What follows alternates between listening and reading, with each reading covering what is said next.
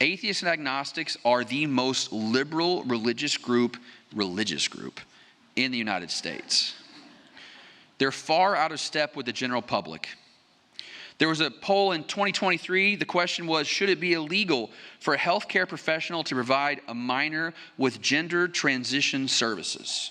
66% of the public agreed that it should be illegal for healthcare professionals to provide gender transition to minors.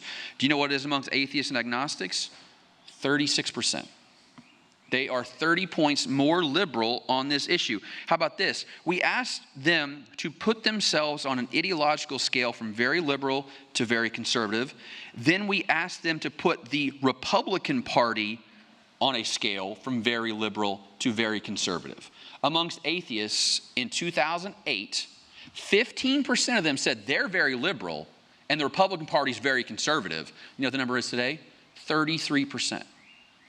They see the world more polarized as it possibly can be. Where they are is here, and where the Republican Party is there. When atheists are asked to put religious groups on a scale from 0 to 100, meaning 0 being very cold, 100 being very warm, they put evangelicals at 22 out of 100. They put LDS at 25 out of 100. They put Jews at 49 out of 100. And they put Muslims at 48 out of 100. That's the lowest rating for every. Atheists rate religious groups lower than any other group. Not only do they not like religion, they want to see religion largely eradicated from American society, many of them. How about this? You guys know who Richard Dawkins is? One of the four horsemen, as they say, one of the grandfathers of the modern atheist movement. He won Humanist of the Year about 10 years ago. They revoked it a couple years ago. Why? Because Richard Dawkins went on his podcast and said there's only two genders, male and female. We talk about how evangelicals kick people out of the tribe, right, for not following the orthodoxy of their own group. Guess what? It's also happening on the other side of the aisle too, guys. Purification is not just something that happens amongst conservatives. It happens amongst liberals too. And I'm sure some of you are a little squirming in your chair right now when I say these things. Neither of those impulses is good. Purification is bad. It's bad for us. It's bad for democracy. It's bad for the church. In 1988, about 58% of Americans said they were not born again, but they weren't nuns either. They were in the middle of the religious spectrum. Not evangelicals, but not nuns. You know what that number is today? 38%. Dropped 20 points in 35 years.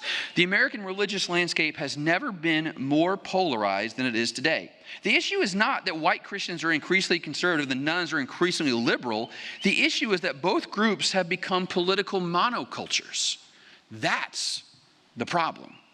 Houses of worship have been places for people from different backgrounds to find common cause. There are people in my church who vote for candidates that I don't like. They're good people. And you know how I know they're good people? Because I've worked side by side with them for the last 17 years, feeding the community and serving each other. The problem, what we have is, if you don't know someone of the other side of the spectrum, you create the worst version of them in your minds and then dislike that version. Most people are way more complex than red versus blue, Democrat versus Republican. Most people tend to be pragmatic on issues. They look for compromise on things. But here's the problem. Social media has incentivized people to become bomb throwers. How do you get clicks and likes and retweets? And how do you show up on podcasts? And how do you sell lots of books? By telling everyone that the other side of the aisle is dangerous, racist, xenophobic, baby killers, you name it. That is how you get famous. We've incentivized the extreme and not the middle. One of my friends did a focus group with a bunch of mainline Protestants, and she asked them, why don't you guys go out and be more politically active? And one of the older ladies looked at her and goes, honey, moderates don't march.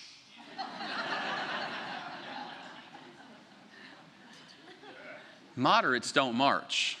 And that's the problem, right? The people that you see at the protests and the rally are the far left and the far right, when most of us look at those people and go, I don't agree with you, but I don't agree with you either. Religion used to be a wonderful space to live out what we call social contact theory. Social contact theory is the idea that if you know someone of an outgroup, you are more tolerant of that outgroup because it personalizes it for you, right? I live in a community that's almost entirely white, almost entirely Christian. I don't have many Muslim friends. I have one Muslim friend at work. You know what? I like Muslims. You know why? Because my buddy at work's a good dude. And I transfer that feeling from that guy to the entire group. If you don't know a Republican, you think all Republicans are bad. If you don't know you're a Democrat, all Democrats are bad.